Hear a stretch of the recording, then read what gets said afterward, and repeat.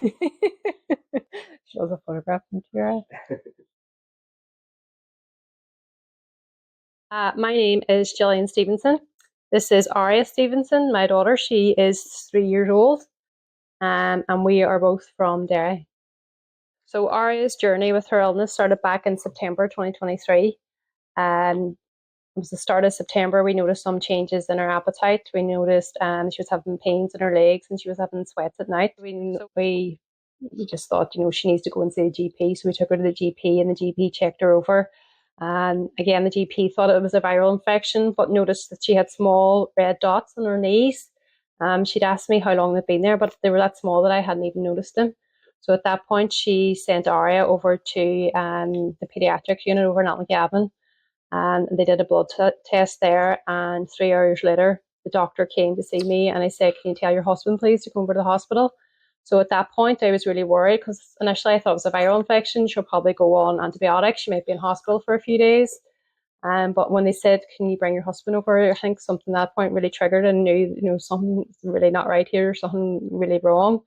And then when Gavin came over to the hospital, then the doctor and the nurse came in and said that the blood tests had come back and that Aria had been diagnosed with acute lymphoblastic leukemia, ALL, which we knew nothing about at the time. And one of the things that they told us at the time was that the treatment's really good for it, but the treatment's also really long as well. So the treatment lasts for around 2.5 years. So Aria is just over a year into her treatment. So she will finish in January 2026.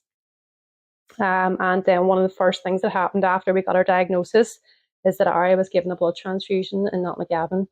And I'd say probably within an hour of getting that transfusion, we noticed the difference in Aria straight away. She was sitting up in the bed again. She was joking around. She was laughing. She was smiling. And she had colour back in her face again. So, the blood transfusion, as I said, it was kind of, miraculous how, instantly that we noticed a difference in her. So, we were very grateful for that first blood transfusion because, as I say, it did make a massive difference in terms of how she was presenting, colour and just having some energy to be able to sit up and talk with us again, because she'd lost that over the previous few days. So between September and May, Aria had 5 blood transfusions, and she also had, I think I kind of lost count with platelet transfusions, but I think she had maybe 6 or 7 platelet transfusions as well. Especially around this time last year when she was starting a really intensive chemo, she was getting platelet transfusions maybe like every 2 or 3 weeks because the chemo was just eating her platelets up. So there was a lot of platelet transfusions kind of around Christmas time last year.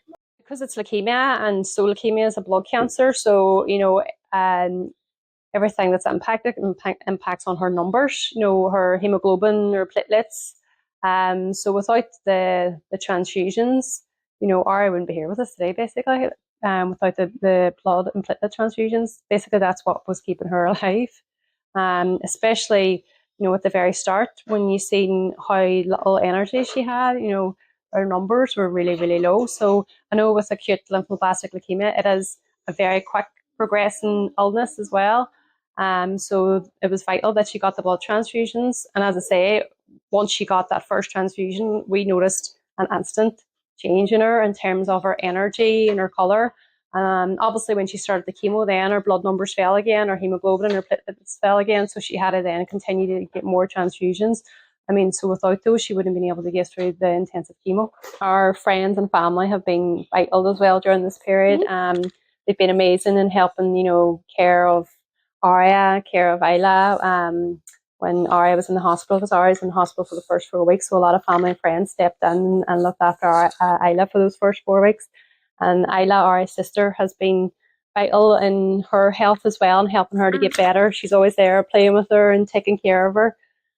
So she's been brilliant, and she's been brilliant at looking after her wee sister.